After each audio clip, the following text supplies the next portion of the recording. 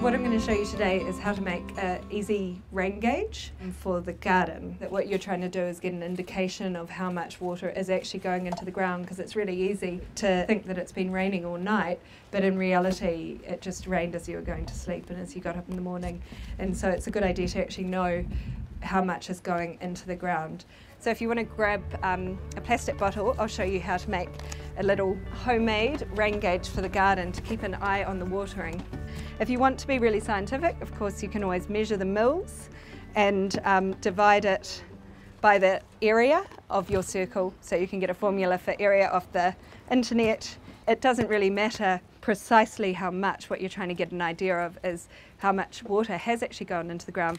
Now it's easy if you just make a little stab in the side of the bottle to get you started, and then use a pair of scissors. When you're cutting through the bottle, you want to make your line as level as you possibly can. Once you've done that, it's a simple matter of turning the bottle upside down like this. Rather than trying to get one bit of tape all the way around the top, if you cut it off in a few sections, the bit that's cut like a sort of lace doily goes at the top to fold over.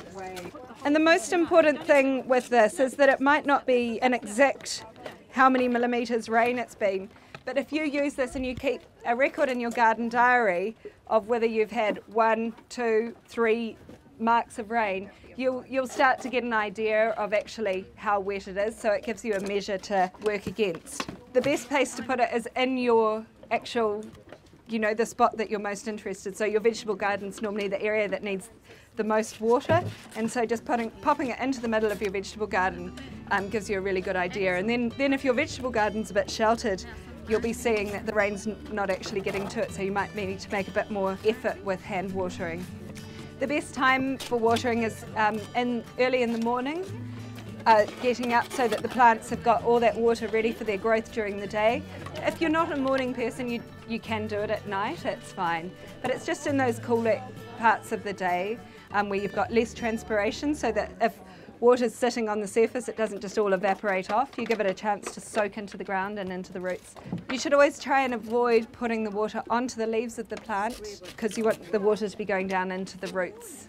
Now, when you're doing a water saver bottle, you can either go for a smaller one that doesn't take as much space in the garden, or you can go for a bigger one which will give you a greater volume of water. The bigger the holes, the faster the water will flow through. So 3 holes like that will just give you a really slow trickle. If they're smaller holes, then you probably want to put more in. And then you bury the bottle into the garden, fill it up with water. You need to keep your lids, don't throw the lids out. You need a breather hole to make sure that the water will keep moving through. So you put above the ground level, you just need a couple of breathing holes so that the suction will flow through, and put the lid back on. And that's a really good way of keeping the water, let the watering do it for you. So if you've ever found yourself lying about how much watering you've been doing, this is a really good way to control yourself.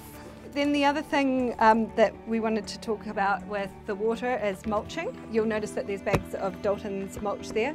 Now if I was only going to use one product on my garden, I would use mulch combined with blood and bone first before I gave up anything else, because a good mulch, you'll see this isn't really like big and chunky. A good mulch will turn to compost as it grows, but at the same time it's giving that cover to keep the weeds down and keep the moisture in, and getting your garden to be operating as much as a sort of healthy forest does. In a vegetable garden, you're always taking things out and harvesting things, and of course things grow and things come up and down, so that wherever there's bare soil in your garden, it's a really good idea to just keep that mulch going on every year.